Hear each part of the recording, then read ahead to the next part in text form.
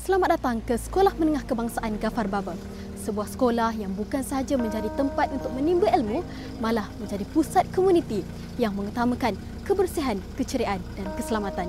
Inilah dia semangat 3K kami. Bersama saya, Hezrin, wartawan TVPSS SMK Ghafar Baba.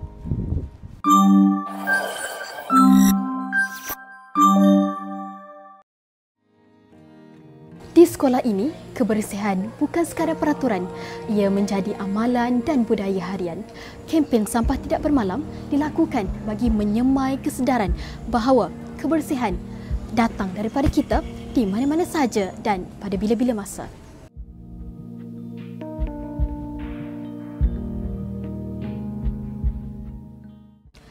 Kebersihan bukan sahaja dilihat di dalam kelas, malah setiap sudut di sekolah, termasuk pondok pengawal. Pondok pengawal menjadi gambaran awal tentang disiplin dan budaya SMK Ghafar Baba.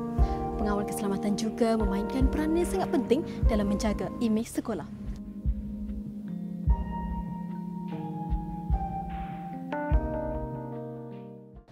Papan tanda arah berfungsi sebagai panduan utama kepada seluruh warga sekolah. Papan tanda yang dipasang dengan jelas berfungsi untuk memudahkan pergerakan murid, terutama kepada pelajar baru dan pelawat. Dengan adanya papan tanda ini, murid dapat belajar untuk berdikari dan teratur.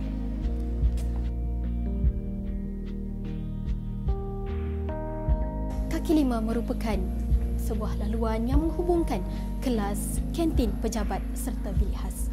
Kebersihannya dijaga, disapu pada setiap hari dan bebas dari sebarang sampah.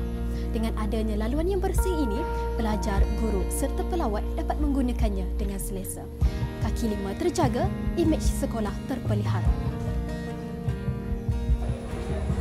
Dataran warga merupakan tempat perhimpunan utama sekolah bagi memupuk disiplin dan semangat perpaduan.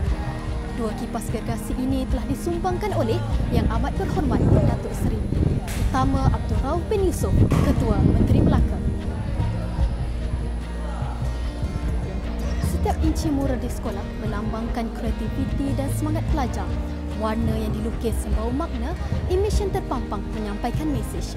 Sebagai warga sekolah, kami amat menghargai usaha tersebut dan berusaha mengekalkan keindahannya. Kantin sekolah bukan sahaja tempat untuk menjamu selera, malah menjadi ruang untuk memupuk disiplin diri. Aspek kebersihan makanan pula, makanan tidak terdedah kepada habuk, serangga maupun pencemaran. Setiap hari, ratusan pelajar akan menikmati juadahnya di sini.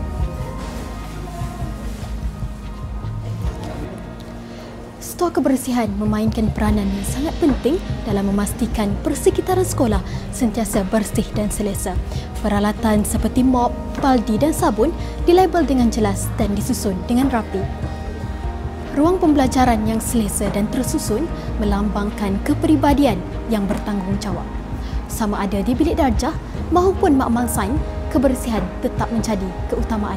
Kami percaya bahawa kebersihan dan ruang yang tersusun menjamin fokus dan semangat warga SGB. Di sekolah bukan sahaja berfokuskan kurikulum, malah kurikulum juga penting bagi seorang pelajar.